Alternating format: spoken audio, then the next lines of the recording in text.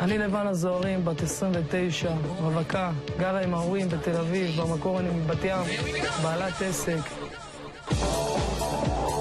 כל הציוד שהיום זה הטרנד הכי חזק שיש בעולם האירועים והמסיבות, כל השרשראות הוואי, טיקלייטים, שקפי אורות, כובעים, שרוקיות, רעשנים, כל הציוד הזה אפשר למצוא אצל לבנה זוהרים.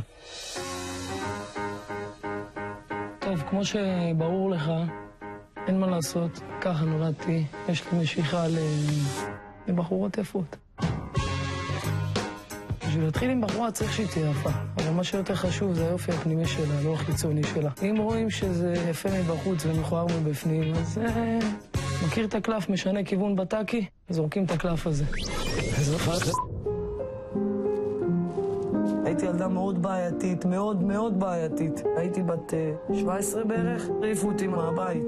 היה לי מחסן, היה לי את המזרון שלי, את הפינה שלי.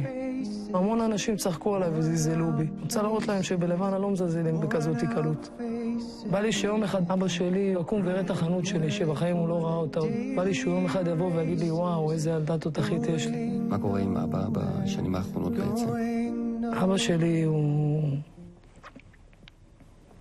חלה במחלת הניוון שרירים, מאלס.